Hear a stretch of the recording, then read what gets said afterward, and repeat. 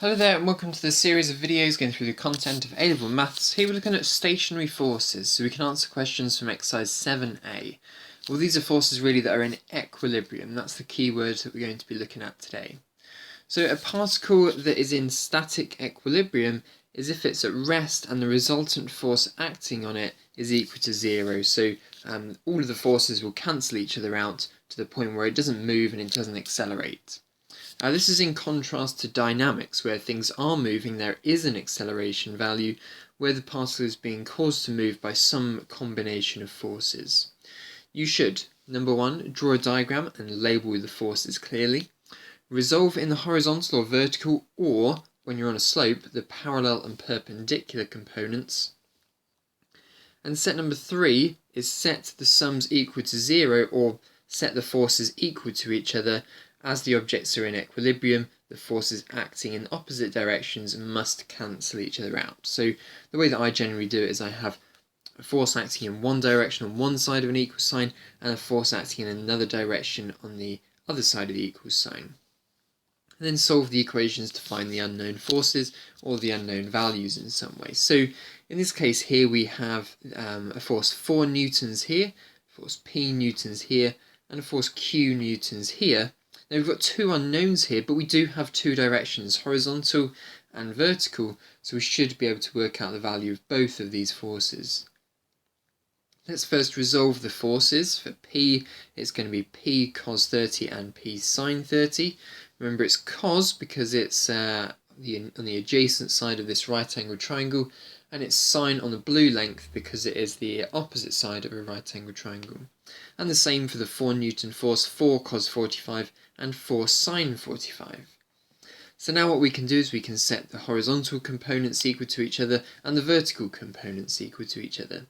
So resolving horizontally, setting rightward forces equal to leftward forces, we get P cos 30 equal to 4 cos 45. Divide by cos 30 and you get your final answer for P, which is 3.27. Now we're going to need to remember that for the vertical component, so when we resolve vertically, we're going to have two forces going upwards. So when I set upwards forces equal to downwards forces, I'm going to have two forces going upwards and one force going down. So I'm going to have here P sin 30 plus 4 sin 45 equals Q. I know that P is equal to 3.27. So there we are. You'll usually need to identify the direction just before you're working. So either resolve vertically, or you can put this little symbol here, or resolve horizontally, or you could put an R symbol with an arrow to the right. Okay, calculate the magnitude of the forces P and Q. This time we've got a 1 Newton force acting upwards, a 2 Newton force acting downwards, P force acting this way, and a Q force acting this way. So start by resolving the forces. Big clear diagram so you're not squishing up these forces on your diagram. P cos 40 and P sin 40, Q cos 55 and Q sin 55. So now horizontal forces must equal each other. So P cos 40 equals Q cos 55, so that's equation number 1. And resolving vertically, we're going to have Q sin 55 plus P sin 40 plus 1 acting upwards will balance out with 2. So if I simplify that a little bit, take the 1 onto the other side, I'll have that equals 1. Lovely, so these are my two equations here then. These are the two equations I'm going to work with, and we've got simultaneous equations here. So what we need to do is rearrange one of them. So we'll, in this case, divide by cos 40. So we get P equals Q cos 55 divided by cos 40. And then taking equation number 2 and substituting P into the equation. Multiply everything by cos 40 to get rid of the brackets, to get rid of the fractions, so that's going to disappear, but it's going to appear here and here. So in that case we're going to get Q cos 55 sin 40 plus Q sin 55 cos 40 equals cos 40, so cos 40 has appeared here and here, just not in this first one here. To work out Q then, we need to factorise out Q and then divide by that horrible stuff in the bracket, work it out on the calculator, and you get Q equals 0.769. Then we need to go ahead and work out P, and we can just substitute it back into the substitution there. So substituting Q in, using the answer button on your calculator, we get P is equal to 0.576. Lovely, so there we are, that's the answer to that question. Okay, one more where we're on a slope. We have a slope here at an angle of 30 degrees. We've got a particle on the top of that slope. Evidently its weight force is 5 newtons. It's got a force pulling it down the slope of 8 newtons. It's got a force, the reaction force of 2 newtons. And we've got this unknown P force here, such that it is in equilibrium. Always search for that keyword equilibrium. If it says it's in equilibrium, then all the forces will be cancelling each other out. So the first thing we need to do then is to resolve all the forces. Let's resolve the P one first. We've got a theta angle in here. So it's going to be P cos theta and P sine theta. And then for the 5 Newton force here, we're going to resolve that to 5 cos 30 and 5 sine 30. So notice here how we've not resolved horizontally and vertically. We have kind of resolved up the slope and perpendicular to the slope. So resolving parallel to the slope, that's the up and down the slope version. Just looking at the red forces here, we'll turn the other forces into red forces. So we've got a P cos theta acting up the slope, we have 8 newtons acting down the slope, and 5 cos 30 acting down the slope as well. So it's going to be P cos theta equals 5 sine 30 plus 8. So that's equation number 1. And equation number 2 will be resolving perpendicular to the slope, that's the blue forces. So we are going to have upwards 2 newtons and P sine 30, and downwards 5 cos 30. So upwards equals downwards, P sine theta plus 2 equals cos 30.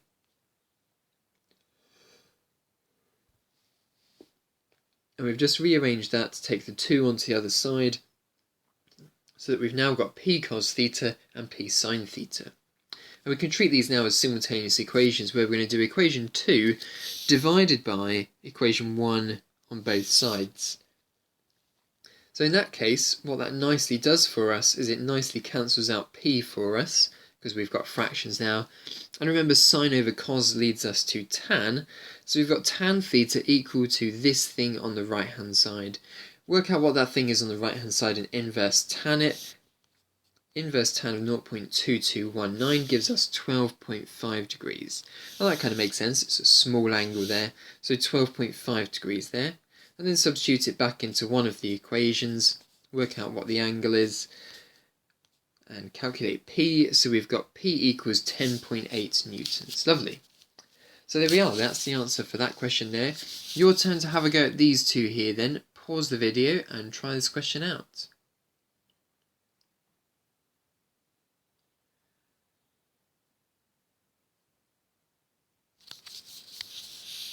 Right, okay then, so these diagrams are a little bit small, but I'll try my best. So in this case here, the first one we need to resolve the 5 Newton force here.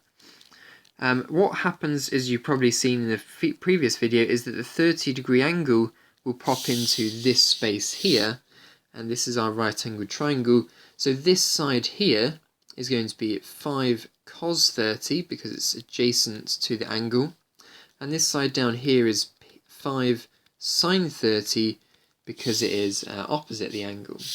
So resolving forces up and down the slope, we are going to get Q balance out with 5 sine 30, which is equal to 2.5, nice easy one there. And then for the second part, resolving perpendicular to the slope, so that's going to be P equals 5 cos 30,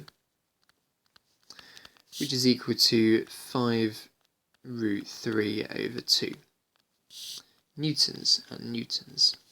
Lovely, there we are, so that's the answer to part A.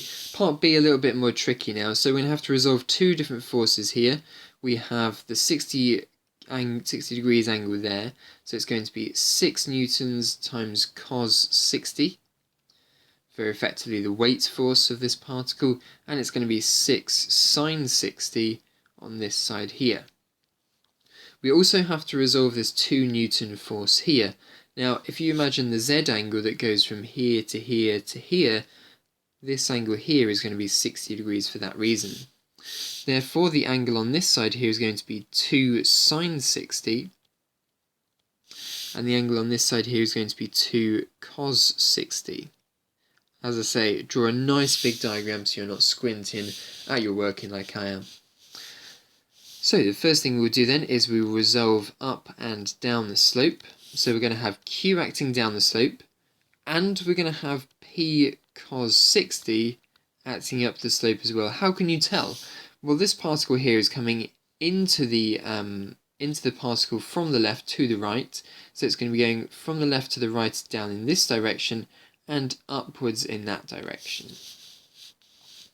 And then going down the slope, we're going to have this force here that is 6 sine 60. So let's work these out then. So we're going to have Q equal to 6 sine 60, that's going to be 6 root 3 over 2. And then we're going to have minus 2 root, cos 60 is a half, so it's going to be 2 over 2 on that one. So it's just going to be 3 root 3 minus 1 newtons. And then resolving perpendicular to the slope, we're going to have 2 forces acting into the slope, 1 force acting out the slope, so it's going to be P equal 6 cos 60, and into the slope as well is going to be 2 sine 60. So P therefore is going to equal 3 plus root 3 newtons. Lovely, there we are. So that's the answer to these questions here then. So pause the video and try some more out for exercise 7a. Really, these are just the starting problems, but if you're struggling on them, then please do pause the video and practice a lot on these questions, because it's only going to get more difficult as we move through the chapter. You must have mastered this skill before moving on to the next video. Thanks very much for watching.